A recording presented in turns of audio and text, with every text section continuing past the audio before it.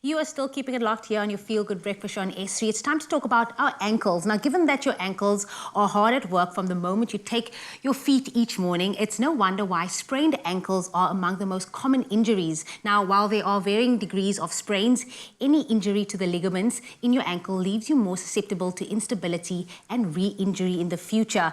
And we're welcoming back today physiotherapist Shabnam Dalvi to provide us with tips on how to prevent and treat ankle injuries. Good morning, Shabnam. How are you doing?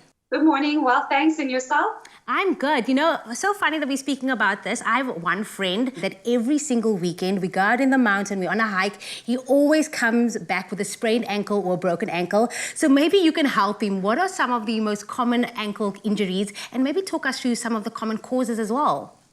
Okay, very briefly, the most common types of injuries you can get are sprains and fractures, which essentially affect your ligaments and bones in the ankle joint, or conditions like inflammation from overstretching or overuse or taking on too much into the joint, at once.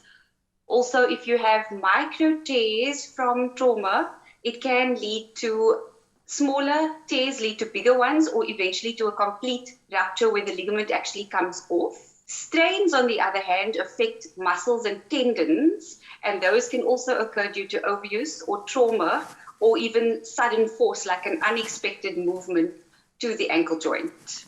That is usually the common one, the sprain, when you don't look where you're going and you just sprain your ankle. But obviously, it's all about rest and recovery as well. But what advice do you have for people, participating in physical activities or training when it comes to protecting their ankles? The ankle joint takes the weight of the entire body from the minute you get up.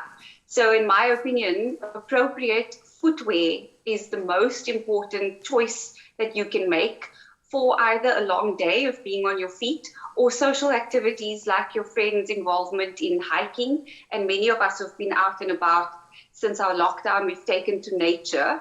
Then also to be aware of inclines or uneven surfaces, a sudden unexpected landing onto the ankle joint or twisting and rolling kind of movement onto the ankle is likely to cause injury. So to be aware of things like that, especially if you're participating in running or hiking types of activities. You need to just modify those types of activities if you have an injury to the ankle joint.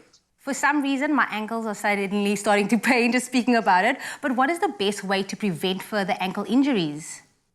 Definitely always consult a doctor first, just to make sure that if there's a need to have an x-ray or rule out anything serious like a fracture or combination of a fracture and a dislocation.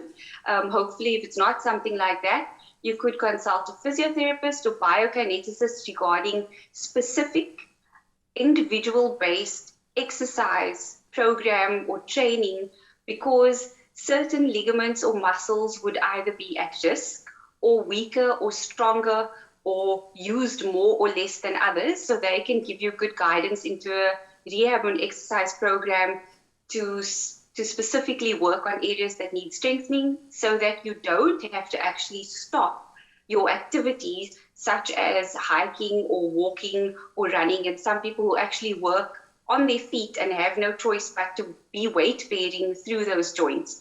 And sometimes, if necessary, you would need to go for taping or bracing or use external supports for the joint. I mean, in an ideal world, we could all just sit back, relax, keep our feet up all the time and never have to injure our ankles. But what is the best way to prevent further ankle injury? I would say, probably biased from a physiotherapy point of view, but a good strengthening or a rehabilitation program of exercise. You do need to look at a strengthening program guided by a physiotherapist or a biokineticist, because they need to evaluate the joint correctly and appropriately. And also because your ankle joint takes the weight of the entire body, sometimes it also is necessary that your lower back or hip and knee need to be taken into consideration because of the weight-bearing nature of the entire lower limb. Got it. Now, there's also an ankle support and an ankle stabilizer. What's the difference between the two?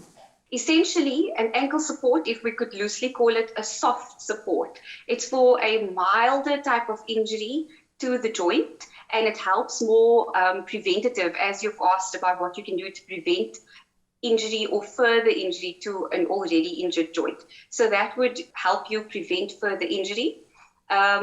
It's usually you can still weight bear during activity or exercise, so it does not actually completely restrict you.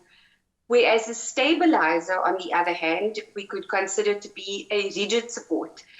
Essentially, that would want to immobilize the joint. For example, if you've needed to have surgery onto the ankle, the surgeon would want to immobilize it by using a stabilizer post-operatively. Or stabilizer is also more indicated if you have an unstable joint and you actually want to limit movement either in a specific or all directions to the joint. So that would actually lock the joint in place. Got it. Well, I hope my friend Tariq was listening to all of this, but also the rest of Mzansi. Thank you so much, Abnam, for your time this morning. Thanks to you for having me on the show, okay? Have a good day further. Thank you. Well, there you heard it. Your ankle is one of the toughest joints in your body, but that doesn't mean you should care less. Actimove is committed to keeping your ankle and foot patients mobile and active, and Actimove are giving you the chance to win a hamper to the value of 2,640 Rand. Simply head on over to their Facebook page. The competition post is on there. Like it and comment with what common causes of ankle injuries are. Remember to include the hashtag summer bodies are active bodies, and share the post as well. Now, this week's competition closes at 9 a.m. on Friday, the 12th of November, and those T's and C's do apply and can be found on their Facebook page as well.